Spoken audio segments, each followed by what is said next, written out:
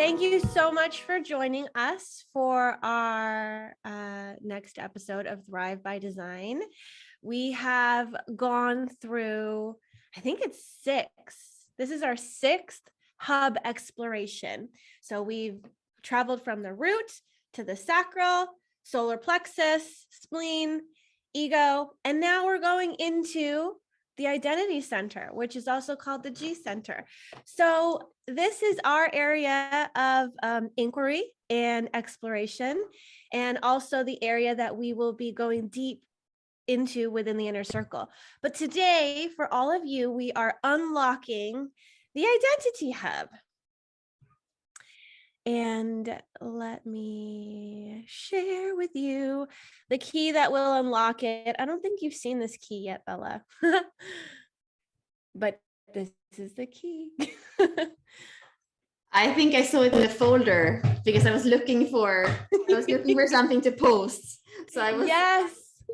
Bella and I have been kind of doing exploration within the Identity Hub for a couple of years now. We did something called Global Cycles with the Inner Circle a while back, where we went into the cycles that we enter into as a collective, as humanity, because we have individual life cycles as an individual person, but our collective, the human race, our species on Earth, we go through our own collective cycle. And the last cycle we've been in for the past 400 years has been the cross of planning. And the cross of planning is 16, gene key 16, 9, 40 and 37. And so there's been a lot of innovations. There's been a lot of things that have been happening for community.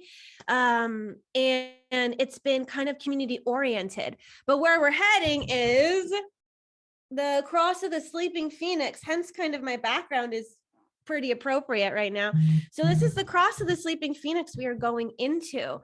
Bella, what's the hallmark of this cross? If you want to chat about it. And what's the connection between the identity center?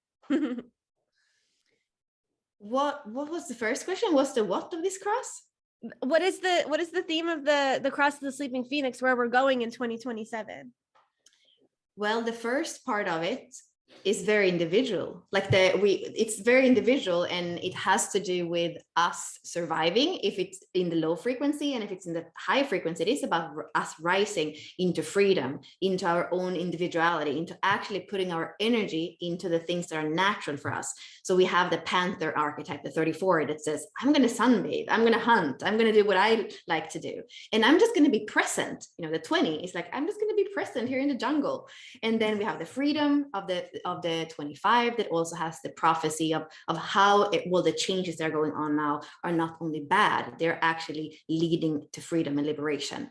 And then we have the 59, so a new way of relating in intimacy, and a new transparency in the way we are relating to each other. So for me, there is extreme potential in a good sense in this cross, and the way that we can look at it in the low frequencies, that we would run around busy to survive, only thinking about ourselves and kind of lying our way to it, and there would be some victims. So that's like victim 55 and lying 58, 59, and then the busyness of that manifesting generator channel, that you have the 20 in the throat and then the 34 in the sacral. So that's just busy to be busy, or busy to survive. So I would say it's a powerful cross, very different from the cross of planning. Now we have archetypes 37, 40, 16, and 9. So a lot of details, a lot of identification with some of these details, and also a community where we say, okay, if I do this, I'll get this back. If I do this for you, you do this for me. If I do this for society, if I pay my taxes, this is going to happen.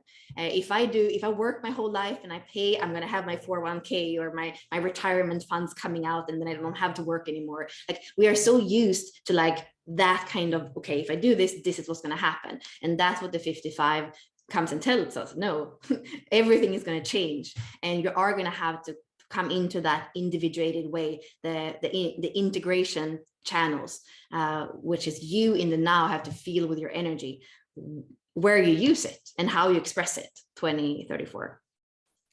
And why is this connected to the identity center? Yeah, why is it connected to identity center? Well, we do. So remember, we have our regular cross that collective is going through, but there's an underlying cross too, either the vessel of love or the Sphinx gates.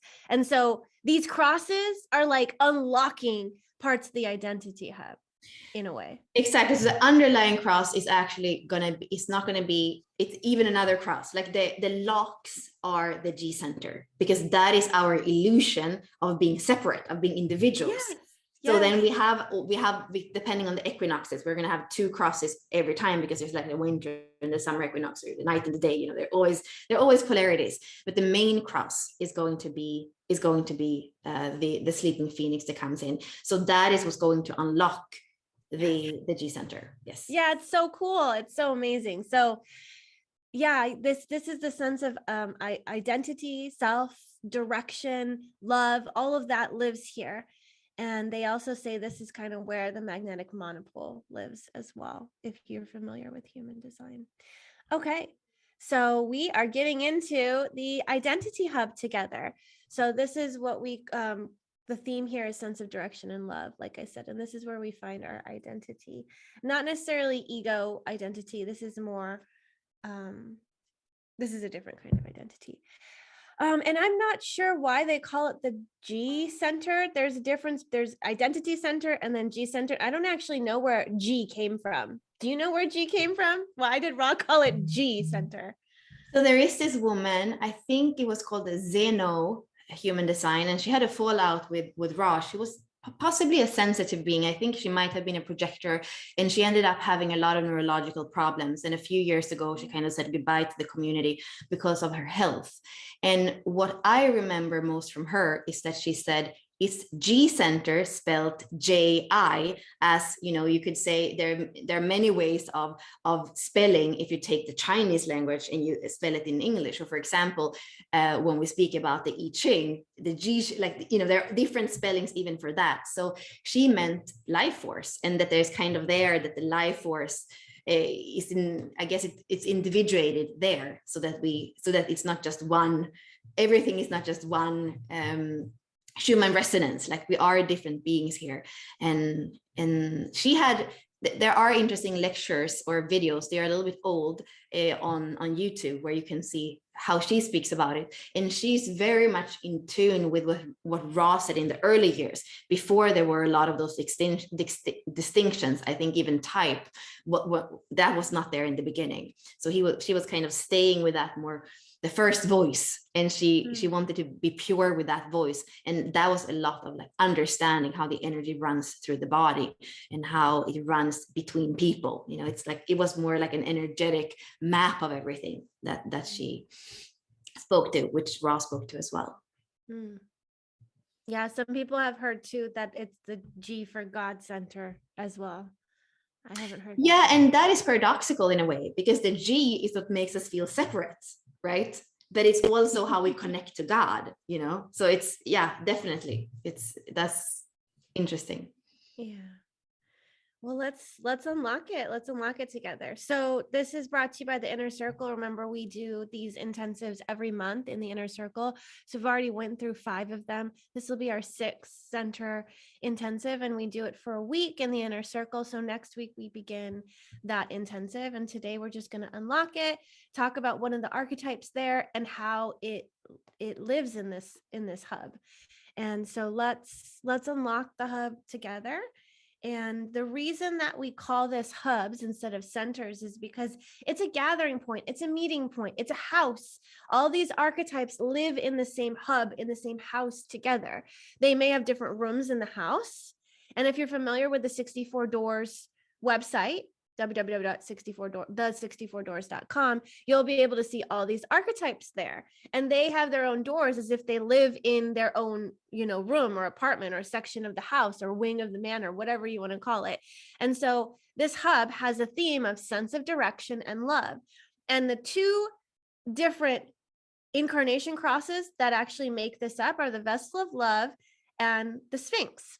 And this is the only center in a way that has a whole complete incarnation cross within the center. Normally, you're going to have 4 different gates that make up an incarnation cross, and they're going to be scattered throughout the body graph. However, if you are a cross of if you're the Sphinx or the vessel of love, your whole incarnation cross lives in the identity center, which is pretty cool. So here we have I'm going to name the crosses individually. So if we look at the Sphinx, and the Sphinx is all about the sense of direction, we have 7, which is the alpha, 13, which is the confidant, 2, which is the feminine, and 1, which is the spark. And you may have this incarnation cross. If you do, I'd love to know. Let us know. Are you a Sphinx? Do you have that in your incarnation cross? Or we can also call it your activation sequence and gene keys if you're not familiar with incarnation crosses in human design. So if you're a Sphinx, or you have the 1, the 7, the 13, the 2 in your incarnation cross in some order, let us know in the chat or on Facebook or on YouTube, wherever you are watching this. And then we also have the incarnation cross of the vessel of love. And the vessel of love is made up of the natural, which is gate 10, the wild woman or wild man, gate 15, the sensual, gate 46, and the innocent, gate 25. We used to call this love. Love was a little bit too abstract, couldn't really be connected to an archetype, so we called it the innocent. And that allowed us to personify this a little bit more accurately. So we call it the innocent. So if this is your first time seeing the 25 as the innocent, there's been a name change. So yes, anything that you want to come in? I just wanted to give an overview of the center. Bella, did you want to come in and? Yeah, definitely. When you connected, like you did in the beginning, Ashley, to the global cycles, we understand how this is kind of summing up everything about where we are and what it is that is important. And when we look at those gates, which we did in that series, we can see, you know, they have different names. Like one is the way, and the other is they all like they're all giving us parts of what we are here to do. And then in different eras, so one era is 400 years, there are going to be, like we said before, different things that are going to unlock that part. And this has to do with the direction of humanity, and it kind of takes us, it's always here we come back, whatever era we're in, whatever the solutions are for that era, it comes here. And the important thing to know, and this is of course what we will go deeper into when we go into the open and the defined. If you have an open G, it's not like you don't have a direction. It's not like, you know, that you don't have a self. And actually you can have a lot of wisdom about what the self is, what is identity, because you get to feel identity through others, through the transits. So you are going to be defined, but it's not going to be consistent. And I have heard that one of the hardest centers to have open, or one of the centers that can be more confusing to have open, is this center. And the same way that maybe the ego center, which was the last one we went into, there is a lot of pressure working and kind of knowing, being determined that you can do something. And if you have an open ego center, you're not supposed to promise or prove anything, and you can be caught in a hamster wheel trying to prove something which you're not here to do. And I would say that there is a similar pressure conditioning in society to know where you're going, or to know like what love is. And when you have this open, you're not fixed, you're not consistent when it comes to, for example, direction, or it comes to identity. You can actually be quite different if you have two different relationships after each other. You can, and maybe you are with somebody who has a defined G, you can show up quite differently in the first long relationship and the second long relationship, because that's how malleable and beautiful in a way that the open G is. And I feel like we have that pressure to know who we are, to know where we're going, and know who we love or what we love. And then when you have it open, it's like, no, you don't have a clear, consistent yes to these things. It depends on your environment more than anything else. And that I feel can be, you can be conditioned to think that you need to know, and that it needs to be fixed, and you need to be determined there, and that's not necessarily the case. Yeah, you're here to kind of, like you said, be malleable, be a chameleon, and who you are changes with who you're with. And I think that what I've seen, especially when somebody has an open or an undefined identity center, an undefined ego, and an undefined emotional center, which seems to be like actually quite common. I see that those openness together a lot. It's hard to know who you are, and you're such a great reflector of who someone else is that you don't always tend to feel seen. And so you also feel undervalued, underworth, because you don't have a defined sense of worth either with the open ego center. So all of those mixed together, it's hard to feel seen. But to know that you're malleable, to know that you're not supposed to be consistent, to know that you're here to feel like into becoming wise about worth, wise about love and direction, and not really have your own sense of direction or identity, and also be able to feel the emotional waves of a lot of people. That can be really destabilizing when we're told you need to know who you are, you need to know where you're going, like all of this stuff. And if you're a little bit more, flowy, and it changes, it could be really difficult for you navigating life and trying to find some kind of fixedness when you're not here to be fixed. And yeah. And I think too, when you have a defined G center, and you're either the vessel of love or the Sphinx, it's beautiful because it's fixed for you. It's consistent energy. The harder variables here are when you have openness, and it's your whole incarnation cross, and your whole incarnation cross sits in an open center where you're taking in life and taking in others. Bella has a defined identity center, and she's a Sphinx. So her whole incarnation cross, her whole activation sequence sits in a defined gate. So she has a defined sense of direction and self. I remember you saying like you didn't really struggle knowing who you were. You're like, I know who I am. I know where I'm going. Like you just had this like, and you're Taurus. So it's kind of like, yeah. Yeah, it's a fixed cross. If you have the cross of the Sphinx, it's a fixed cross. So you're gonna have all the gates in a fixed astrological sign. So that also makes it kind of consistent, and possibly because the second jinky lies in Taurus, like Ashley was saying, it's even more fixed because that's your conscious sun. But you have fixed air in Aquarius, you have fixed fire in Leo, then you have fixed earth in Taurus, and fixed water in Scorpio.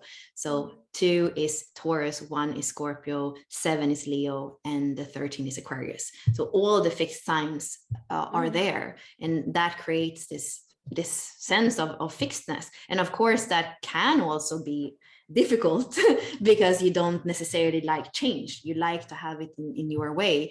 And I feel like as a Sphinx, that's something to actually be humble about as well, when people don't have a sense of direction, when they are lost, and we are not really here to initiate their direction for others. And especially as a 4-6, it's more about me living my direction and possibly inspire others.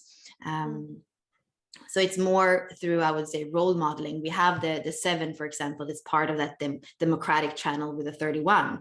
So it's here to guide the collective, but it's here to do it in a facilitating way. The 7 facilitates. It doesn't push on other people where to go. Well, why don't we? I'm kind of torn between the vessel of love and the Sphinx gate. Let's see how much time we have. Maybe we can pick an archetype in each of them and chat a little bit about them, and maybe the those are intertwined. Actually, I think this is important, and we'll go deeper into that. But some people say, oh, the vessel of love is only about love, and the Sphinx is only about direction. No, they are both about love and direction, and they go about it maybe in a little bit of a different way, but the direction that the 2 sets, which is the driver, it comes from that connection to love, and that connection, like some of you are saying, to God, or to the higher self, to the higher wisdom. So both of them are helping humanity with both love and direction in the collective sense. And when you have them, I do feel that people with the cross of the vessel of love often seem a little bit more lost or out of direction. And I think it is that they don't completely give themselves to the beauty that we have in those gates, the love of being here in physical form, the love of spirit, the love of earth and humanity. the love of yourself in the way you behave in the world. If they gave themselves all these different ways of love, I think that the last thing they would think about is that they are lost, because they would be so fulfilled of all this love that's there. So they would just like float and flow, in the perfect direction for them. So I would say to all the vessel of loves that feel lost, learn about those archetypes and embody those archetypes, because they are going to allow you to just be exactly in the right place. The 46, for example, is the rainmaker. It's going to be in the right place at the right time. It doesn't have to think about it. It's just there when it starts raining. It didn't think about, oh, I can, it's just there. So that feels like an important thing for the cross of the vessel of love. Yeah, I definitely,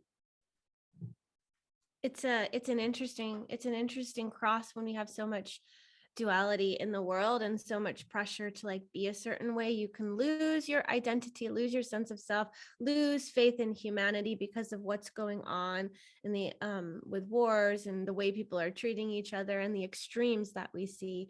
And the 46, all of the stigma around like what your body should look like, how you should love yourself, what is this vessel supposed to be like? And then 25, a lot of people are losing their innocence and that connection to God, that connection to that greater sense of spirit.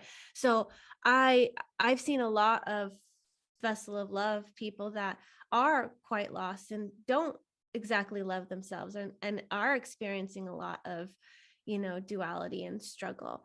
But there is, like Bella said, this like when you're allowing yourself to float in the love and even be the light of love, that other people can find you and taste that. Because the vessel of love is also like a chalice. We have I'm going to go through this and then we don't really need to go through that. Maybe we'll pick a Sphinx gate, but the 10, or actually I'll start with the 15. The 15 is like, actually, let me just get my chalice. I like this example. I'm gonna stop sharing. So like you can look at the vessel of love as like a chalice, and the outside of the chalice is the 15, because the 15, the wild woman, it's also the aura. It's where you're connecting to the outer world. Then you have the 46, which is actually the inside of it. What's holding it? It's the vessel itself. This is just interacting with the outer world, right? And then this is what's going to hold things. And then we have the 25, which is like what is inside. The love is inside, the innocence is inside. That's what's inside the vessel. And so we have the 15, the 46, the 25, and then the way in which you pour from that cup is the 10, because the 10 is the behavior of the self. It's also how you give love to yourself, how you give love to others. And yeah, it's beautiful. And I think that's where the vessel of love kind of came from. So that's the analogy that Ra tends to give. And I love that. I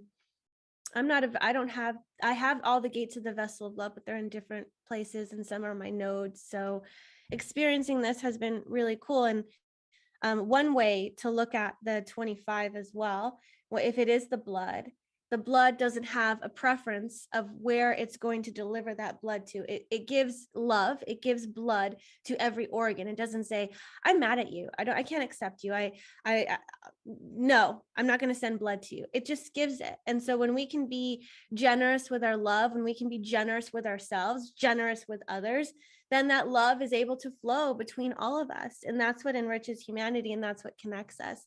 But when we start to be stingy and we feel constricted and we start to withhold, then we stifle our own life force. We stifle, that interaction between other people.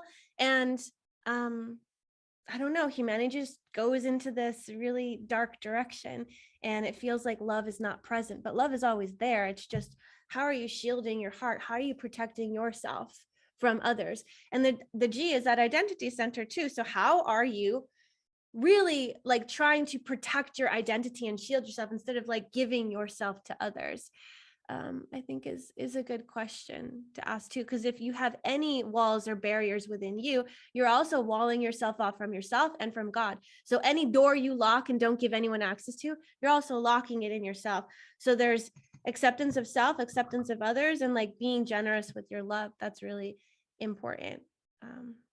And there is a bit of a paradox, because like we say, within the G, there sits the fact that we feel separate. Without the G, we would feel like oneness or itness, or, so it's here we have that. And you can even look, as I was speaking about the blood, and the liver is also connected to the G. And the liver is the one that says, okay, this is good, this is not good. It actually helps, it cleans and helps the body to get rid of what's not you, what's not good for you. You drink alcohol, well, then the body says, this is not really what I need. And the liver works it and gets rid of it. So it has that, it's a little bit paradoxical, because it is here to give you a sense of self. And at the same time, like we can see in those gates, for example, the 25 and the 46 that Ashley was mentioning, we have the seriousness and the constriction there that actually don't allow you to flow with life. And for me, I do have the Sphinx, which is my incarnation cross, and then my EQ and my IQ are the 46 and the 25. So for me, I really know what it is to constrict and not live life, and not feel love, and not feel happy about your direction, even if you have it. And there was one thing that I felt before that I wanted to say about whether it's defined or undefined. You can kind of get into a feeling of being lost in both, or a feeling of being in the wrong place in both. Because if you have a defined G, it doesn't matter if you have this cross or not, whether if you have a defined G and you repress something about yourself that you know of who you are, if you repress that, then you can feel worse, I believe, than an open G, because you're not going to have that many things in life that flow in and out of you. So when I was younger, I thought that I needed to be in a certain way. I needed to take a certain path. I needed to go to school and become a certain thing. And I was repressing a part of me. And that was when it really, like depression, feeling lost, feeling like life is not worth it, actually happens when you have somebody with a defined G that represses something that they know about themselves, and they don't allow it to be spread in the world. You're fixed, you're here to share about it, so that the people with open G can become wise about it. But if you repress it, who's going to become wise? It's just you that are going to become miserable. So I would definitely say, if you have a defined G and you have struggled with depression, you want to look deep into yourself and see, what is it of me that I'm repressing? What part of me am I not allowing to come out, to speak, to guide me, to share with the world? And this has to do with both with an environment, with activities, and with people, because that's where the G center is going to lead you, when you allow it to guide you through love and direction.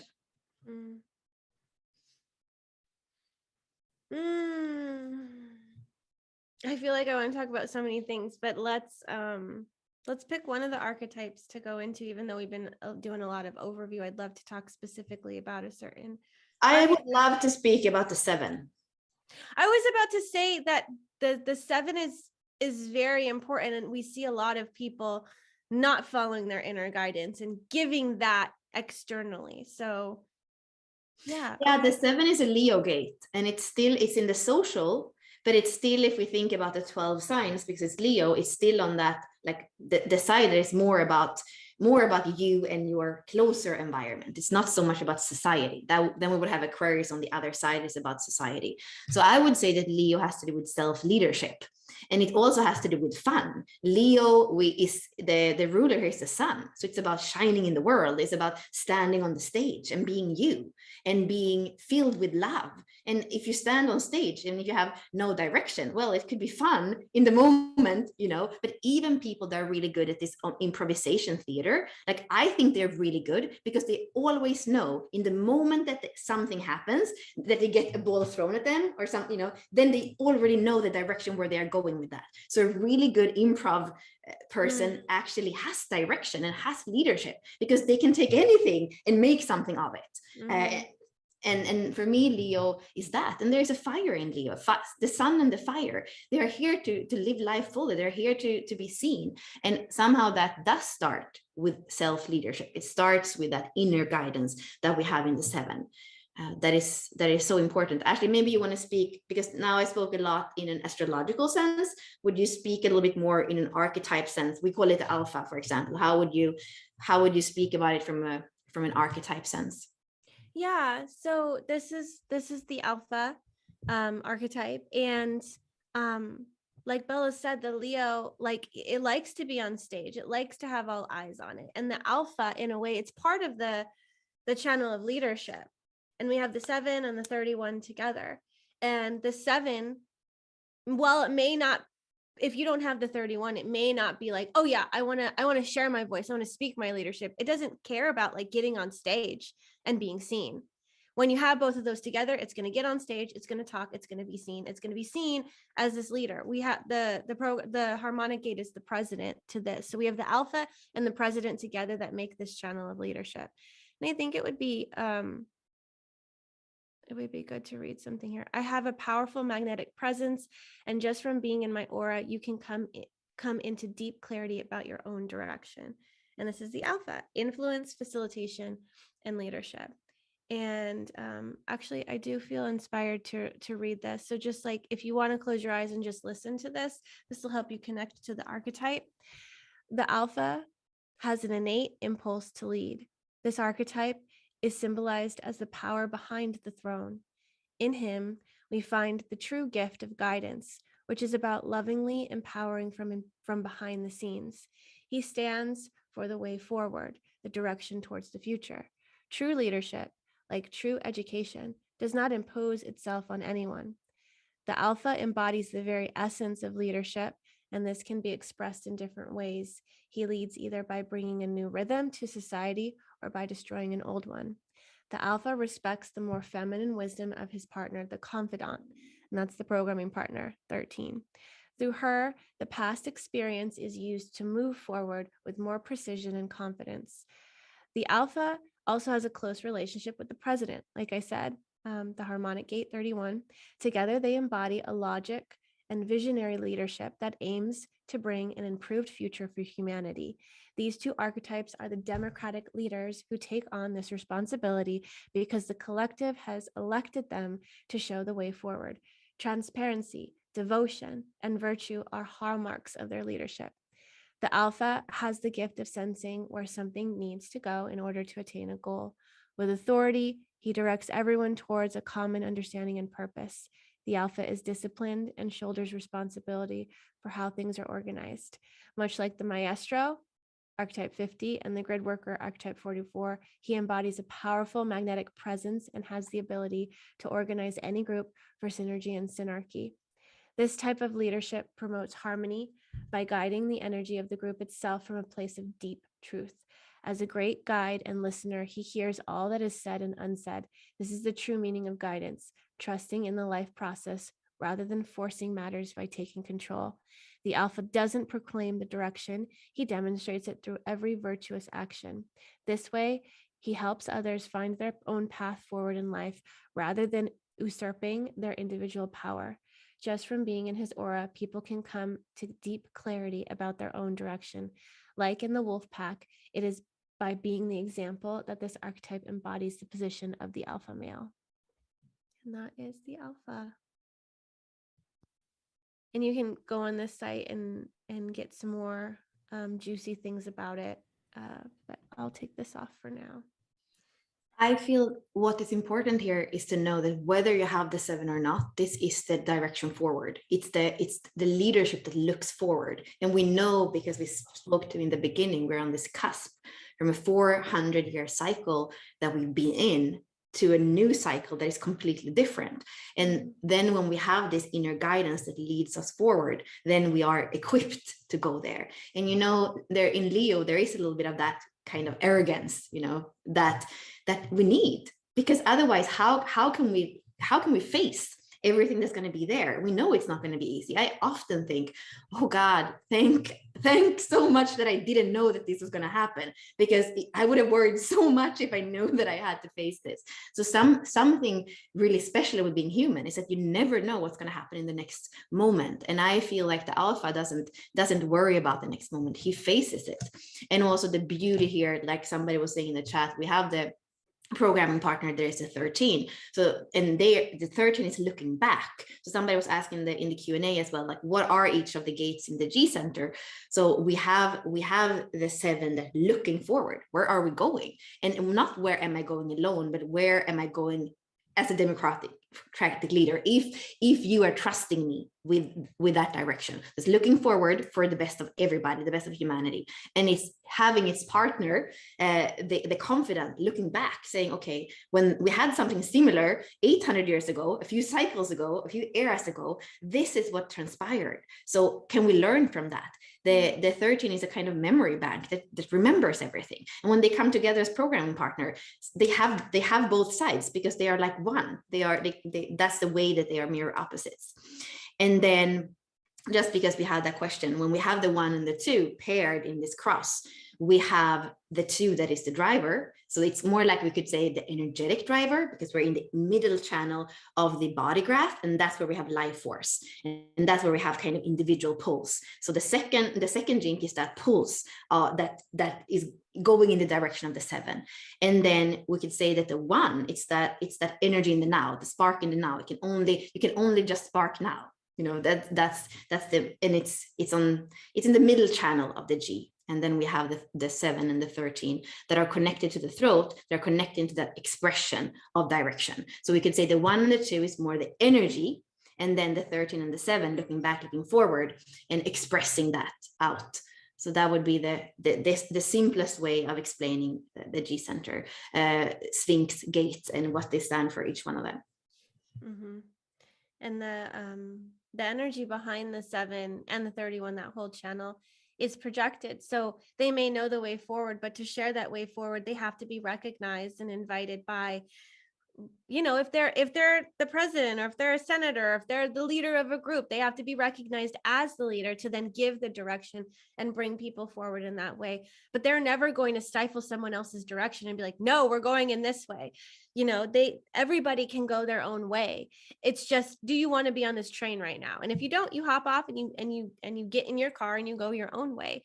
But however long you decide to give that authority to the leader bringing us forward is however long you give it. And then when you feel like the time is done and you've kind of, you know, had time to kind of sense into, like, is this the right direction for me? Is this where I want to go in? You know, you can go off, or you can decide to get off that train and be parallel next to them. There's no reason to give power over to any kind of authority. You have your own authority. The 7 and the 13 can also remind you of your own individual guidance and authority. And they're great guides, and they can give great guidance as well. But the most important thing that the 7 does is it reminds you that you are the alpha too, that you have your own inner guidance system as well. And it's not that you're here to give your power away to the other person. It's here to remember your own power. But they are doing it for the collective. They are doing it. It's not a self-serving, I'm the alpha, listen to me thing. It's a collective energy where they're moving the collective, you know, forward, because it is part of that collective circuitry. It's not individual. It's not tribal. It's for the whole, for the future direction of the whole. Yeah, and I would like to go back to what we said in the beginning of, like, all these being locks. So I would say, in order to have a healthy sense of self, you actually want to give some energy. You know, sometimes we have those kind of, it looks like a cake and there are different parts of it. And when in coaching, we look at them, you know, how is the family part? How is the health part? And I would say the G center is a bit like that. It says there are these different parts and you want to respect all of them to have a healthy sense of self. And then if you come into a relationship or a family, it's kind of the same thing in there. And then, like we already saw, when we look at the collective, we can also see that these different parts are important. So if there was one hub that you would do, even if you just have 2 gates, I would say that this is going to be healthy for all of us. And the 7, the inner guidance, is something definitely to tune into for all of us as well. So this center, and I would love us, Ashley, I don't know if we have a coupon, I don't know what the price is as usual, but I know we have that course. I know. Before I even said it, I was like, oh, let me get that course up. We have a course. It's called Global Cycles, and it's in it is in the vault, I think. If you join the inner circle, you have access to it. Is it? I don't know if it's in the vault. I don't know. It was in the premium. That's the advanced part there. I understood that that's the advanced part in It the is vault. yes. Okay. So it's only $27, honestly. It's like, but it's like, it's so much. It's so amazing. I freaking love that. Was It's such a little bit fun. theoretical because there is so much theory and we only had like 2 or 3 hours. So we didn't go into the embodiment work of it. Like we didn't really go in, but the Yeah. information But there is oh amazing. my gosh. It would be It's your own responsibility to yeah. to play It's with it. gonna tickle you, I promise. It's like pretty cool. I was jiving with it when we were teaching it. But everything is about returning home to the G. That was our main premise of global cycles, is it's about returning home to the G, because we have these locks and these keys. We want to unlock all these parts that are within the G center, that are within this identity center, whether you have them or not. Humanity as a collective, we're here to keep like spiraling through, unlocking deeper and deeper levels of self-love, deeper and deeper levels of love of humanity, of direction, of receptivity, of love of the body, of love of a greater. We're here to keep unlocking deeper and deeper layers. And so even though the cross of planning is ending, we need to take what we've learned and bring it forward. It's not like close that chapter, we're not bringing anything forward. We have to bring what we've learned forward. It's like we unlock and it goes deeper into it, deeper into it. It's not like the locks of the house change. It's that, all right, we've unlocked this. It's like a Russian doll set. It's like another one, another one, another one. We just keep getting deeper and deeper and deeper until eventually that sense of identity and direction, it's all merged into oneness, because eventually we're going to return back to that. That's the evolutionary trajectory. We separated. We're going through that duality and the deep, dark experience of that wound of separation. And eventually that wound of separation is going to be healed and we're going to return back. And down the road, whenever that happens, we'll dissolve into oneness. It's not happening now, but that's the goal with all these Russian dolls. It's like, yeah, all right, oneness. We're back at it. Yeah. So I posted it in the chat. I'll post it in, I'll post it on Facebook as well, because some of you are watching through Facebook. But is there anything that we want to actually? Yes, there is. Let me pull back up the slides, and I want to invite you into the inner circle. With and I have there are some questions after, and I might start using. So we have a little bit more time. Yeah, and we're going to give that to the people that are on the Zoom call. So we'll end the live stream and then we'll come just to talk to you guys that are in the Zoom room. So if you have any questions, put it in the Q&A, because we will get to that. And we're going to give away and we are 55 people in here, which is so perfect with how I you like started it. and what you have behind you. Phoenix. Yes, it's perfect. So next week, we're going into the Identity Hub. We're going to go deeper into this inquiry and investigation. We have a Facebook community for that, for the Inner Circle, an Academy portal that you're going to have all the replays and access to, discussion prompts, an embodiment webinar. We like to enter into the hub through embodiment first, through the body first, and then we'll have the teaching. There will be chart readings and more, depending on like what we're inspired to do, because Bella and I are pretty spontaneous as well. But this is what you can expect in there. And you can just go to bit.ly/UYD-IC. We do have a coupon code. Normally we give it to just the people in the Zoom container, but we're going to give away a free month to them. So use code community and you'll get 50% off of the Inner Circle this month. So if you really want to be here for the Identity Hub, you can get it for $22 this month with us. And this is kind of what it looks like in the back end of the Academy, where all of this stuff is. The one thing I would say is that we value being live there. So all of these previous hubs and teachings, they're not there anymore. All of this is becoming a course, a Thrive by Design course, where it lists all of the hubs, and that's being developed as we're going. So right now, the only thing that will be in the Inner Circle is the Identity Hub. And then next month we'll go into the throat, and then next month we'll go into the ajna, and then the head. So that changes. And this is what you can expect in there as well.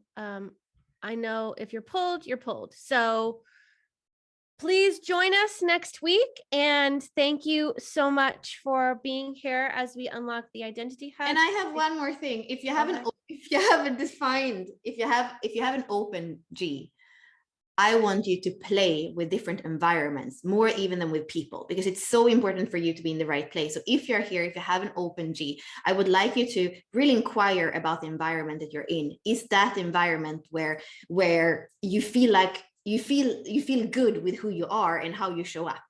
That's going to be really important. And then I would like you to play with environments and see that when you play with environments, the people that come up into your life are going to be so different depending on the environment, and you're going to see how you can show up and bloom out in very different ways.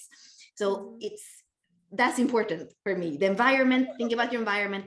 How can you play with environment, and how do you see how you shift and bloom or close down when different people come in? And what I said before with the defined G, if you have a defined G and you feel low, depressed, or lost, what is the part of you that you are not allowing to come up and be expressed in the world? What is it that you are expressing about yourself that you actually know? Because that is a disservice to you and to humanity. So I want to kind of tell you with my finger, if you have a defined G and you're doing that, it's time to bring that part up. It's time to at least acknowledge that part. And that is the part that's going to nurture you in the world. So stop with the repression and allow the beautiful self that wants to share with the world to actually come up in all its fixedness that it has. It knows who it's here to be. So if it's living something different than that or repressing part of that, it's like, stop the show. Is what I feel. Yes. Is that it? Yes, that's it. Two little things. If you don't join us, you can use that, and that is still going to, as a Sphinx, that is still going to provide some constructive direction, I believe. Yeah. No, thank you. So if you would like to join us in the inner circle and see how that community feels for you with your open G, use code community for 50% off. And that's about it. If you want to buy the Global Cycles thing, I'll post it in the comments as well. So thanks for joining us today. And we're going to stop live streaming, and then we're going to answer some Q&As inside the Zoom container with the people that joined us here.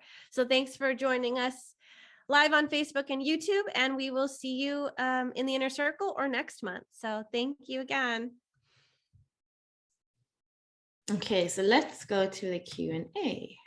Yay. I'm just getting the Global Cycles thing for people that were asking in the Facebook chat really quick. So Christy, I know you were asking about the 7 and the 1 and the 13 and the 2, and I do believe that I answered about the cross. I do, of course, when we speak about the channels, this is what we're going to do in the teachings of the G Center.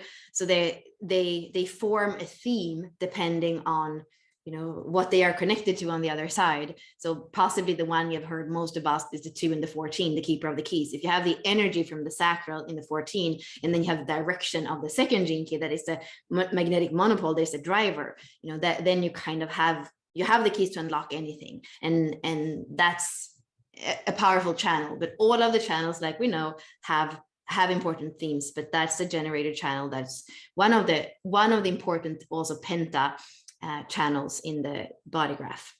And then we have a question: is the global course different from your Tuesday sessions, or is the Tuesday sessions? Oh yeah, I knew. Okay, so yeah, the Tuesday sessions, what used to be on Tuesdays are the transit calls, and the transit calls is what we are going to call this year, and what we kind of did last year, walking the wheel. So when we walk the wheel, what we are doing is that we're tuning into the energy activated. So today, for example, we are in gate 3. The sun is going to stay in each gate 5.7 days, because the sun goes around the whole wheel, 64 gates in 1 year. So 365 days divided by 64, it's going to be 5.7. So today we are in the 5th day of the 3rd line. And if you are with us in the inner circle, then you are going to be able to be in the transit call. Today, Ash is hosting the transit call. The 3rd gene key is her pearl. So she's going to probably also have things that are from her life path that she's going to share with you. There is often a question of inquiry. Sometimes there are several questions of inquiry. There is a possibility to share. There might sometimes there is a meditation or a visualization. So it's a co-creation around the energy that's activated by the sun. And knowing that, often you also have, what's on the other side of that? What's the earth activation? So 3 and 50 are kind of in the energy. So somebody might say, yeah, I have both, and I actually feel the 50 more this week. Somebody might say, yeah, the harmonic gate, the 60. So there is an openness around working with that specific gate. That is very different from any of the courses we do, really, because the courses have a theme. So the global cycles is really, for example, to look at what's that the question, the global cycles? I think it was the question. Well, then we are speaking about, we're teaching about the theme. The transit calls are very much a co-creation, and we could see that this year as well, that we started with a small group, and then we started to invite the inner circle. And when Ashley hosts, there is an energy in it that is her energy. When I host, is an energy that is my energy. Then we come together, it's even more like dynamic. So it's a way to, that for me, it's a very valuable way for people in the inner circle to come in and start to share and ask and co-create around the archetypes, around the transits. And then the courses that are in the academy are more like a self-study thing. You go in and you're like, oh, I want to learn about this archetype, or I want to learn about the global cycles, or I want to do the gene keys sequences, but I want to do them in the new way because I already have Richard's books on them, for example. So it's more a self-study way to deepen. That's kind of how our universe is built. And then, and if you would like to win a month free in the inner circle, post your name in the chat and we'll pick a winner. So just say me, or yes please, or something. So Shauna says, someone who has defined G and struggles with depression, they should look in what areas of life to figure out where they might be suppressing parts of themselves. I have a client that I'd love to be able to guide in this. Yeah, there is some, if you have a defined G, you actually, like Ashley was saying, I've never asked, who am I? Like, for me, it wouldn't, I wouldn't come up with a question, who am I? Because that seems like such a weird question for me. That's the 10th gate. It totally is. Who am I? Yeah, probably, because a lot of we have. I struggled my whole life. Who am I? 5'1", 10 in my purpose sphere. That was my question. Who am I? And the thing is, I know that Ashley, who has a defined G too, she knows deep down who she is. It's just that she's actually here because she has the 10 to play with that and behave in different ways to realize, oh, this behavior makes me love myself and makes me feel in the world like I'm like the queen of naturalness, and the wild woman. She has the 15, the programming partner as well. So what I would say, if your client has a defined G, they actually know deep down, they know exactly who they are and what they are here to do. And that's the thing. It's like, as a cross of the Sphinx with that 7 in my purpose, like sometimes I want to take people, and I've been tempering that with age to not just shake people till they fall down. I had a 28 as well. They fall down into the depth of Scorpio and purposelessness. And then maybe they can rise up as the Phoenix and realize what they have repressed deep down. And I'm becoming, I'm not becoming less intense, but I choose when to use that very intense energy. So I would say, in knowing her, what her aura type, and you have to feel in how to guide her back to that place that already knows so much about what's there. And possibly it's not so much look in different areas of life. Like, let's not complicate it. It's not like really look at, oh, am I repressing something when I'm at work, or am I repressing something when I'm with my husband? No, it's more like there's something deep down that you know about yourself, and for some reason you close that door, and there is like, either there can be like a pressure on the chest, or there can be a feeling in the solar plexus, because that's where the G center is. There's going to be a feeling of something in the chest that can't breathe, or something in the stomach that kind of, and it's very physical, and it has to do with the liver. So it can actually create a lot of passive aggressiveness as well when you have a defined G, and you're not allowing this thing to be shared with the world, and you are not actually filtering out with the liver what's not good for you. You're actually ingesting situations, places, people that aren't really you. So even in terms of health, it takes a toll. That was a great question. Okay. Leslie, open G, right angle cross of the sleeping phoenix here, continual challenges of not knowing my direction and purpose, and change based on who is around me. Most family, clients, what powerful question could I ask myself to unlock and align my gift and stay true to my destiny? Oh, yeah. You know, this is intuitive, but Leslie, when I kind of tune into your energy, I do see the 2034. You know, this time when you're completely immersed in something that's just you in the universe, or just you, like, you know, that energy of you being immersed in something that you love. For me, that's where you go. Like, that's where you feel most alive. And that's, you need to have the possibility to say, I'm not available right now. You know, like, that's important. And then when you need to give yourself that presence and flow. And then I feel like when you come back out into the world, you're going to sway less. And sometimes with family, like, that is difficult, because, you know, we cannot necessarily kind of just not be with them. But I think there is a hygiene there for you, because you could be victimized and unfree forever if you don't allow yourself to be immersed and in flow with what's completely natural for you. And it's okay to say, I'm not available. You know, that's with the 34, what Ra used to joke about, you know, that all the gates in the sacral are sexual gates, except from the 34. So it's kind of gonna say, you know, like, either, yes, it tunes in and it wants to share life force and be with the other, but it can also be that it's like, just not available, you know. So there, you have the right with that 34 to not be available, because it's part of the integration circuit.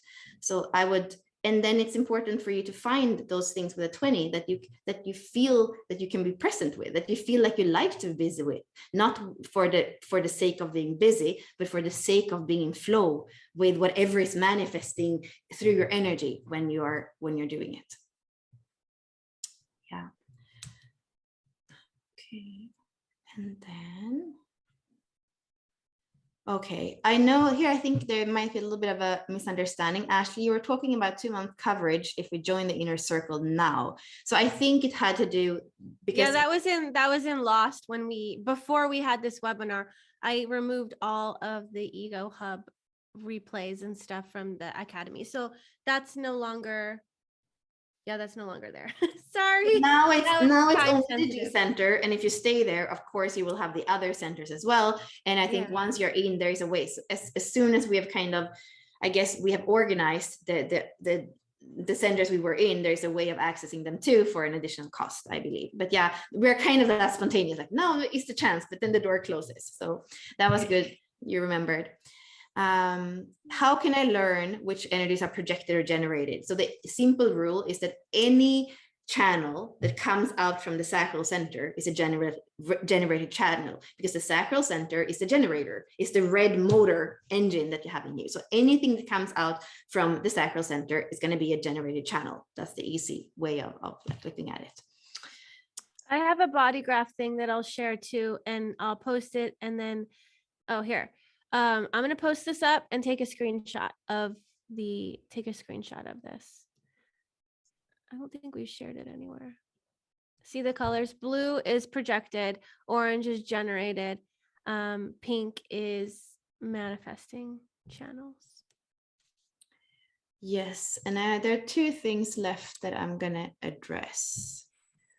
Yeah, and thank you, Leslie, for kind of giving, like, for just saying something in the chat too, so that I feel like, you know, that you have something to work with, you know, there's something there that you can explore. And then Deborah says again here, I'm a 3-5 reflector, finding the balance between reflecting what is somebody else and what's mine. You know, it's something that is a big thing for you. And you have the main archetypes in the activation sequence, and you are going to dive deeper, but you wonder if there's any advice. You know, as the 3-5, so if you were in the Lost series, you know that you're not here to do everything perfectly. You are here to be dynamic, you know, and it's going to be through trial and error in one way that you are going to realize what is myself and what is the other. For me, with my completely open centers, which is my my ego center and my solar plexus, I know that alone time has been important. When I come back to that sweetness of me, and there's an innocence, there's a sweetness where there's an open center. Like I believe maybe when the G realizes that I don't need to know who I am, and like there's a sweetness when you come back to the innocence of that open center. And somehow being a 3-5 with a projection on the 5th line, and then the 3rd line that kind of like stumbles, I believe that it's a challenging journey in a way, but more than anything, I would see, where can I come back to my innocence? Where can I come back to it's okay that it's not perfect, and I'm learning. And then the alone time, the sweetness of your own emotions, the sweetness of your own intuition, the sweetness of you may be actually like seeing, that thoughts are just coming through and not actually getting stuck. And I feel that is important. You giving yourself enough time. And it's a little bit different, for example, than somebody that has that 34-20 channel that's going to have them busy. So I would say for you, it's probably in the stillness or in the flow or in the way that that you see that your body wants to move. And then a part of you, the 3, which is the personality, is going to have a lot of like fire and play in it. So how do you find a way of allowing your mind and you kind of who you are, playing and juggling, and at the same time give your body the time to breathe in and breathe out, and feel into what's the sweetness and the innocence of that openness that you have. Yeah, I like the word innocence. Yeah. Should we pick a winner? Should we use the 7 again? Do you want me to pick the 7th person? There's 17 people. Do you want to do the 7? Yeah, but you decide if you do it from the top or from the bottom. Oh my. Okay. The bottom. Faye. Faye is the winner of, I put everybody's name on a list, and that's what I did. So Faye, you win. You win the inner circle. Yes, we will get you enrolled. I'm going to send you yes, congrats, Faye. Send me your email through Messenger. Because I don't think I can copy from here. Yeah, so reach out to me. hello@unlockyourdesign.com. Yeah, that's the best way. Send me a message and I'll get you in, and you'll be there for the Ego Hub. And today, if anybody joins, not the Ego Hub, the G Hub. The G Hub, the Identity Hub. And I have one distinction to make after as well. That is important. If anybody does join today, and you want to get into the Facebook group, and then in about less than an hour, we're going to do a transit call around the eternal child. So you can join for that. So if you join right now, you can also hop on the next call where we're going to be going into the eternal child archetype, because we're walking the wheel, right? And everybody in the inner circle gets that. There are no replays of the transit calls because those go into the portals of deconditioning, like archetype courses that are paid. So like we really appreciate live interactive energy in the inner circle. So we have lunar alchemy, that's live interactive. You have to be there. The transit calls, which are walking the wheel, those are live interactive. You have to be there. There's no replay. The only thing that there is replays for are these hub intensives that we're doing, because we realize not everybody can join, but there's a lot of ways make to the participate. distinction that what we did today, we didn't plan. Ashley came in and we hadn't spoken today or about this. So when we open the hub, It's like, what's in the energy? The same thing like we said with archetype, what's in the energy now? And it really just comes out in this way. The whole thing with the hub, and also why we have replays in the intensive, is that it is organized. So basically in near future, I would say, we are putting out our method there, bridging the gap between Gene Keys and human design, so that people can get the foundation. And of course, the centers are going to be a really important part of that foundation. So when we go into the intensives, even if we have an embodiment call that's not theoretical, when we do the teaching, we are going into the basic. We're explaining to you with the graphics, like why is this archetype this? What is this channel? What does the open mean? The completely open, the defined. So to know that now you've played in the energy, and if this felt like an environment, because we're in the G, if this felt like an environment that was giving you energy, or that felt uplifting for you, then to come in and do it in a little bit more of an organized way with us next week can definitely be fun. We also could say that for the last, I would say at least 3 hubs, we've had very, very few people that submitted their charts to have a chart reading. We usually spend 20 minutes on one chart, and that is something, like that is something very valuable. So if you're new to the inner circle, you join the inner circle in the academy. There is a way for you to submit to get your reading, and if you're new, then we're obviously going to choose you because we have so many regulars in there. Probably won't be reading their chart because we've already done it. So we need fresh new people to read their charts. And we will focus, or we kind of have the portal in is going to be the center, but your whole chart speaks to us, and we can't like hold ourselves, like we can't repress anything. So whatever your chart says, we're going to address it. So I think it's a hyper good possibility to come in and actually be right in the energy of everything that's going on in the inner circle. Yes. Okay. Oh, is there more? Oh, Felicia had a question. She ended up putting it in the chat. Are you, hold on, Erica, are you doing the same times like today in the inner circle? It's going to be Mondays at 10 Pacific time, or when we do when we're going to do the. Actually, didn't you have your daughter? So it changed this next one or something. No, it's going to be Monday. You're just hosting it. I'm not hosting it. You're hosting it. There's a whole thing in the inner circle. It's usually at 10 or 12 Pacific time, 10 or 12 Pacific time, depending on the intensive or when we do it. Yeah. So it'll be around this time. Yeah. And then Felicia says, will you share how the solar return changes the expression if for the year your chart shifts from an open G to a defined G? So the solar return, like what that theme being that defined G instead of the open G, how would you describe that?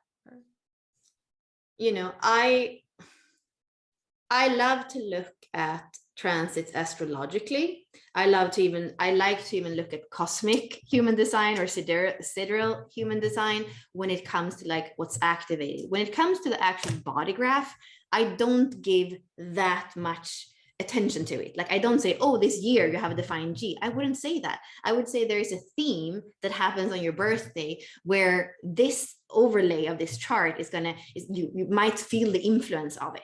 So I would not say that your design really changes, but I would look at the nodes that are there. They're going to have to do with your environment that year. Like, of course, if your birthday is now when we have the Taurus North Node and the Scorpio South Node, you're going to feel that in the environment.